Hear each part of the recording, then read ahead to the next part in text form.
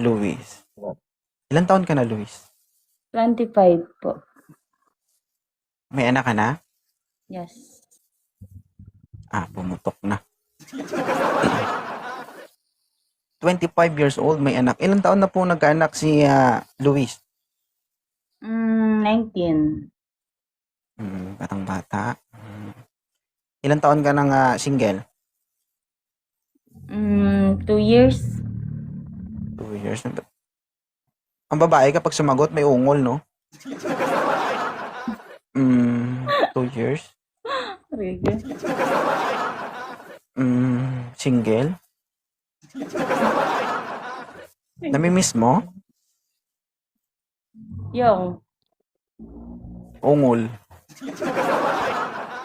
sakto lang. Ayaw pa aminin. Sinakto lang. Ano naman ang hanap mo sa isang lalaki? Mabait. Marespeto. Yun lang.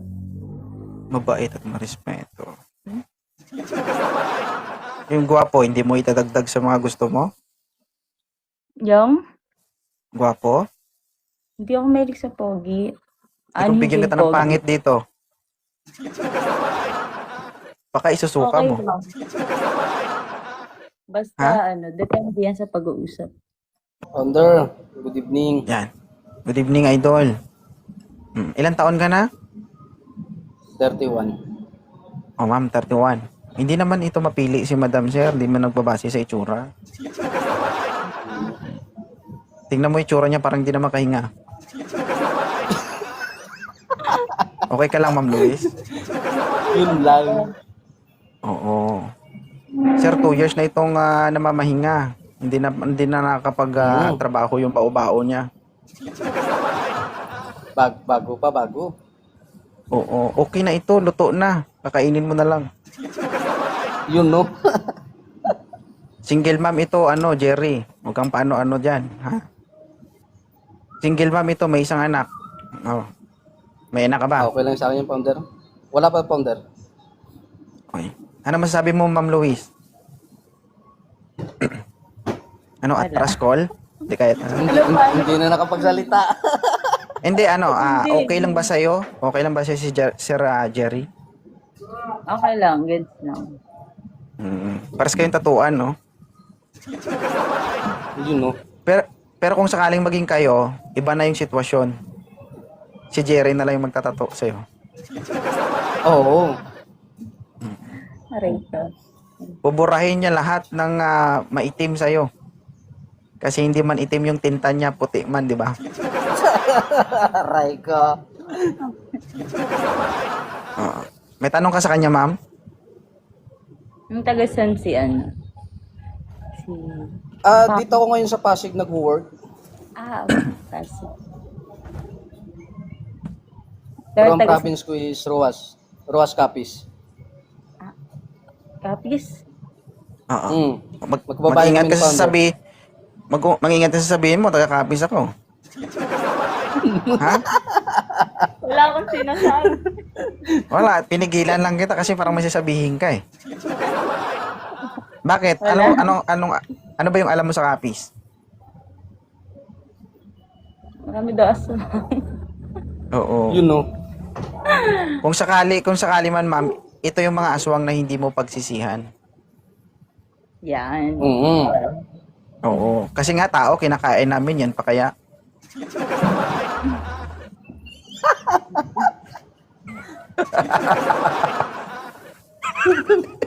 Itsura. Hindi na siya makapagsalita. Hindi, kidding aside. Sir Luis, single mom siya. So, bata pa naman siya, madam. Madam, 26, tama? 25. 25, patong bata, sir. Kung sa malambot pa ito. Taga saan si madam? Okay lang ba sa'yo, Ma'am Luis, na 31 na ako? Ngayon nasa ako, sa Cavite. Pero, from Occidental Mindoro.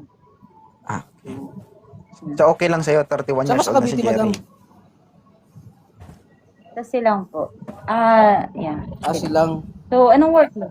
Kasi- Anong work ka dyan, diba? security guard. Mm-hmm. Matagal ka na dyan? Bago pa lang ako dito. Huwag kang mag-alala, Luis. 3 months pa lang ako dito. Luis, kapag niloko ka ni Jerry o may ginawang hindi maganda si Jerry, sabihin mo sa akin. Pagre-reportin Anong ko gagawin yan. niyo? Ako bala. Alam mo na, Jerry. Founder, malapit na sa akin, founder, kasi taga-Dasma lang ako eh. Pero pag may ginawa kang kagaguhan sa kanya, magre-report ka talaga sa akin. Oo naman. Okay lang? Tagal ka Alam mo na naman single, yun ano? Jerry? Mag 4 years na ako single. Bakit? Past relationship ko is long distance, hindi nag-work.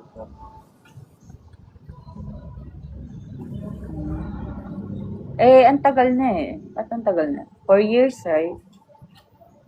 Oo. Mo kailangan pag break, hanap agad. Ano Hindi na yun? busy kasi ako sa LDR work. kasi yun, hindi nag-work. Mm. Diba? Nakabase kasi sa itsura yun, ma'am. Ano yung sabihin? Ha? Ano yung sabihin mo? Nakabase. Low-key kasi kami. 'Di ba? Yun nga ang problema sa aming medyo mga alanganin kasi mahirap kaming tanggapin. Tama yun, founder.